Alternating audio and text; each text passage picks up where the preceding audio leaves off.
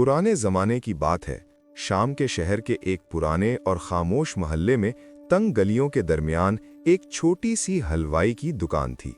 ये दुकान बहुत बड़ी या शानदार नहीं थी, मगर इससे उठने वाली ताज़ा हलवे और जलेबियों की खुशबू पूरे मोहल्ले में फैल जाती थी।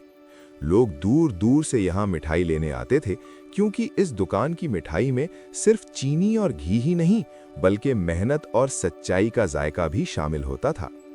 इस दुकान का मालिक एक नौजवान था, जिसका नाम एहसन था। एहसन की उम्र ज्यादा नहीं थी, मगर उसकी आंखों में एक अजीब सी संजीदगी और जिम्मेदारी नजर आती थी। चंद साल पहले उसके वालिद उस्ताद सलीम, जो इसी दुकान के असल मालिक थे, इस दुनिया से रुखसत हो गए थे। उस्ताद सलीम पूरे मोहल्ले में एक ईमानदार और मेहरबान इंसान के तौर पर जाने जाते थे। लोग कहते थे कि उनके हाथ की मिठाई में बरकत थी। वालिद के इंतकाल के बाद ये छोटी सी दुकान और घर की सारी जिम्मेदारी एहसन के कंधों पर आ गई थी। उसके घर में उसकी माँ फातिमा बेगम और उसकी छोटी बहन आयशा थीं। फातिमा बेगम अक्सर अपने बेटे को देखकर फिक्रमंद हो जाती थीं, क्योंकि इतनी कम उम्र में ही एहसन ने एक बड़े आदमी जितनी जिम्मेदारियां उठा ली थीं। मगर एहसन हमेशा मुस्कुराकर कहता, अम्मी, अब्बा ने मुझे सिखाया था कि मेहनत करने वाला कभी खाली हाथ नहीं रहता। हर सुबह सूरज निकलने से पहले एहसन दुकान का दरवाजा खोल देता। वो बड़े सब्र और मेहनत से देगची में हलवा तैयार करता, जलेबियां तलता और दुकान को साफ सुथरा रखता। मोहल्ले के लोग उसकी मेहनत और ईमानदारी की वजह से उस पर बहुत एतमाद करते थे। अगर कभी किसी के पास पैसे कम भी होते तो एहसन बगैर शिकायत के मिठाई दे देता। इसी तरह एक दिन गुजरता गया और शाम का वक्त आ गया। बाजार आहिस्ता आहिस्ता सुनसान होने लगा, दुकानें बंद होने लगीं और गलियों में खामोशी फैलने लगी। एहसन भी अपनी दुकान समेटने लगा था। उसने आखिरी बर्तन साफ किया और बची हुई थोड़ी सी मिठाई एक बर्तन में रख दी ताकि घर ले जा सके। इसी लम्हे गली के कोने से एक साया आहिस्ता आहिस्ता उसकी दुकान की तरफ बढ़ता हुआ नजर आया। जब वो करीब आया तो एहसन ने देखा कि वो एक अजनबी मुसाफिर था। उसके कपड़े गर्द से भरे हुए थे और उसके चेहरे पर थकन साफ नजर आ रही थी। मुसाफिर आकर दुकान के सामने रुक गया और धीमी आवाज में बोला, बेटा, क्या कुछ खाने को मिल सकता है? मैं बहुत भूखा हूं। एहसन ने जब उस अजनबी मुसाफिर को गौर से देखा तो उसे फौरन अंदाजा हो गया कि वो आदमी बहुत ज्यादा थका हुआ और भूखा है। उसके कपड़ों पर सफर की गर्द जमी हुई थी, चेहरा मांद पड़ा हुआ था और आंखों में ऐसी कमजोरी झलक रही थी जैसे वो कई घंटों, बल्कि शायद कई दिनों से ठीक तरह से खाना ना खा सका हो। मुसाफिर दुकान के सामने खड़ा था और उम्मीद भरी नजरों से एहसन को देख रहा था। बाजार तकरीबन बंद हो चुका था और इर्द गिर्द की गलियों में खामोशी फैलने लगी थी। एहसन ने एक लम्हे के लिए दुकान के अंदर रखा हुआ बर्तन देखा, जिसमें थोड़ी सी मिठाई बाकी थी। यही मिठाई वो घर ले जाने वाला था, क्योंकि उसकी माँ फातिमा बेगम और बहन आयशा सारा दिन उसके इंतजार में होती थी। वो जानता था कि घर में भी ज्यादा खाने को कुछ नहीं है। एक लम्हे के लिए एहसन के दिल में हल्की सी कश्मकश पैदा हुई। अगर वो ये मिठाई दे देता तो घर वालों के लिए कुछ न बचता। मगर अगले ही लम्हे उसके वालिद उस्ताद सलीम की बात उसके जहन में गूंजने लगी। उस्ताद सलीम अक्सर कहा करते थे, बेटा, अगर अल्लाह ने तुम्हें किसी भूखे के सामने खड़ा कर दिया है तो समझ लो वो तुम्हारी इंसानियत का इम्तिहान ले रहा है। ये बात याद आते ही एहसन के दिल की सारी हिचकिचाहट खत्म हो गई। वो मुस्कुराकर दुकान के अंदर गया, वही बर्तन उठाया जिसमें बची हुई मिठाई रखी थी और उसे आकर उस मुसाफिर के सामने रख दिया। बाबा जी, मेरे पास बस यही थोड़ी सी मिठाई बाकी है, मगर आप फिक्र न करें, आप आराम से खा लीजिए। मुसाफिर ने हैरत से एहसन की तरफ देखा। शायद उसे उम्मीद नहीं थी कि एक नौजवान हलवाई अपनी आखिरी मिठाई भी किसी अजनबी को दे देगा। वो खामोशी से बैठ गया और आहिस्ता आहिस्ता मिठाई खाने लगा। हर लुकमे के साथ उसके चेहरे की थकन कुछ कम होने लगी। एहसन खामोशी से एक तरफ खड़ा उसे देखता रहा। चंद लम्हों बाद मुसाफिर ने बर्तन खाली कर दिया। उसने सर उठाकर एहसन की तरफ देखा और उसकी आंखों में एक अजीब सी मेहरबानी झलक रही थी। वो आहिस्ता से बोला, बेटा, अल्लाह तुम्हें इस नेकी का बदला जरूर देगा। ये कहकर वो मुसाफिर आहिस्ता आहिस्ता उठा और गली के अंधेरे में गुम हो गया। एहसन ने दुकान बंद करने के लिए कदम आगे बढ़ाया ही था कि अचानक उसकी नज़र ज़मीन पर पड़ी। जहां वो मुसाफिर बैठा था वहां कुछ चमकता हुआ नजर आ रहा था। احسن جھکا اور اسے اٹھا لیا۔ وہ ایک بہت قیمتی سنہری کڑا تھا جس پر نہایت نفیس نقش و نگار بنے ہوئے تھے اور اس میں جڑے ہوئے قیمتی پتھر ہلکی روشنی میں چمک رہے تھے۔ احسن حیرت سے اس کڑے کو دیکھنے لگا کیونکہ وہ فوراً سمجھ گیا تھا کہ یہ کوئی عام چیز نہیں بلکہ کسی بہت امیر یا بااثر شخص کی ملکیت ہے۔ رات بھر احسن اس قیمتی کڑے کے بارے میں سوچتا رہا۔ وہ جانتا تھا کہ یہ کوئی عام چیز نہیں ہے۔ اس کے دل میں بار بار یہی خیال آتا کہ اگر یہ کڑا کسی امیر یا بااثر شخص کا ہوا تو اس کا مالک یقیناً اسے ڈھونڈ رہا ہوگا۔ احسن کی طبیعت ایسی نہیں تھی کہ وہ کسی اور کی چیز اپنے پاس رکھ لے، اسی لیے اس نے فیصلہ کیا کہ صبح ہوتے ہی وہ اس کڑے کے بارے میں معلوم کرے گا۔ اگلی صبح جب بازار کھلا تو احسن کڑا اپنے کپڑے میں لپیٹ کر بازار کے مشہور جوہری استاد کریم کی دکان پر پہنچ گیا۔ استاد کریم کئی سالوں سے قیمتی زیورات پہچاننے کے ماہر سمجھے جاتے تھے۔ شام کے شہر میں اگر کسی کو سونے، چاندی یا جواہرات کے بارے میں جاننا ہوتا تو وہ انہی کے پاس آتا تھا۔ احسن نے آہستہ سے کپڑا کھولا اور کڑا استاد کریم کے سامنے رکھ دیا۔ جیسے ہی استاد کریم کی نظر اس کڑے پر پڑی تو ان کی آنکھیں حیرت سے پھیل گئیں۔ انہوں نے فوراً کڑا ہاتھ میں اٹھایا اور اسے غور سے دیکھنے لگے۔ کڑے پر بنے ہوئے نقش، اس میں جڑے قیمتی پتھر اور اس کی بناوٹ اتنی نفیس تھی کہ وہ فوراً سمجھ گئے کہ یہ عام بازار کی چیز نہیں۔ انہوں نے گہری سانس لیتے ہوئے کہا، احسن، تمہیں اندازہ بھی ہے کہ یہ کڑا کتنا قیمتی ہے؟ احسن نے حیرت سے سر ہلایا۔ نہیں استاد جی، مجھے تو بس یہ زمین پر پڑا ملا تھا۔ استاد کریم نے سنجیدہ لہجے میں کہا، بیٹا، یہ کوئی عام کڑا نہیں، اس جیسا زیور صرف شاہی خزانے میں ہوتا ہے۔ یہ یقیناً کسی بڑے امیر یا شاید خود بادشاہ کے خاندان سے تعلق رکھتا ہے۔ استاد کریم کی یہ بات سن کر احسن کے دل کی دھڑکن تیز ہو گئی۔ ادھر دکان کے باہر کھڑے چند لوگوں نے بھی یہ بات سن لی تھی۔ دیکھتے ہی دیکھتے یہ خبر بازار میں پھیل گئی کہ ایک نوجوان حلوائی کے پاس ایک بہت قیمتی شاہی کڑا پایا گیا ہے۔ کچھ ہی دیر میں بازار میں ہلچل مچ گئی۔ لوگ سرگوشیاں کرنے لگے۔ کسی نے کہا شاید یہ چوری کا ہے، کسی نے کہا شاید اسے کہیں سے ملا ہے۔ اتنے میں شاہی محل کے چند سپاہی وہاں آ پہنچے۔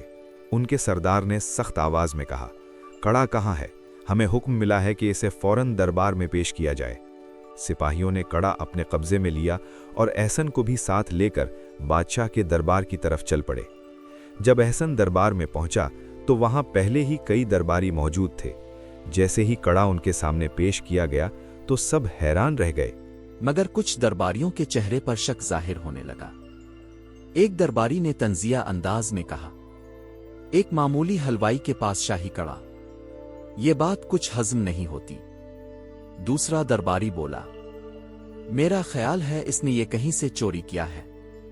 احسن نے گھبرا کر فوراً ساری حقیقت بتائی کہ یہ کڑا اسے رات کو ایک اجنبی مسافر کے جانے کے بعد ملا تھا، مگر دربار میں موجود اکثر لوگوں کو اس کی بات پر یقین نہیں آ رہا تھا اور احسن خود کو ایک مشکل اور خطرناک صورتحال میں گھرا ہوا محسوس کرنے لگا۔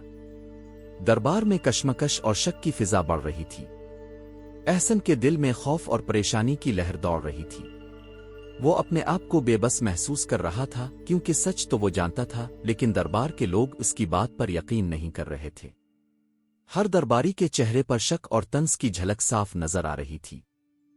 اتنے میں دربار کے دروازے کھلے اور ایک سنجیدہ مگر مہربان انداز کا نوجوان شہزادہ اندر آئے۔ یہ شہزادہ حمزہ تھا، بادشاہ کے سب سے عزیز فرزند، جس کی شجاعت اور فہم پورے شہر میں مشہور تھی۔ وہ ایک نظر احسن کی طرف دیکھتے ہیں اور لمحوں میں ہی پہچان لیتے ہیں کہ یہ وہی نوجوان ہے جس کے ساتھ وہ اپنی چھوٹی سی آزمائش کر رہے تھے۔ شہزادہ حمزہ نے ہنس کر کہا، احسن، تم ہی وہ نوجوان ہو جس کی ایمانداری کی میں نے رات کو جانچ کی تھی۔ احسن کے منہ سے حیرت کے ساتھ ایک چھوٹا سا لفظ نکلا، شہزادہ، اب واقعی وہ مسافر تھے؟ شہزادہ حمزہ نے سر ہلاتے ہوئے جواب دیا، ہاں میں وہی تھا۔ میں جان بوجھ کر بھیس بدل کر آیا تاکہ یہ دیکھ سکوں کہ تم انسانیت اور ایمانداری کے حقیقی معیار پر کھڑے ہو یا نہیں۔ دربار کے سب لوگ خاموش ہو گئے۔ سب کی نظریں احسن اور شہزادہ حمزہ کے درمیان جمی رہ گئیں۔ شہزادہ نے آگے بڑھ کر احسن کے سامنے ہاتھ میں رکھا کڑا دکھایا اور کہا، یہ کڑا میں نے تمہیں دیا تاکہ تمہاری نیکی اور ایمانداری کا امتحان لے سکوں۔ تم نے بغیر کسی لالچ خود غرضی کے اپنی آخری مٹھائی بھی دوسروں کے لیے قربان کر دی۔ یہی اصل نیکی ہے احسن۔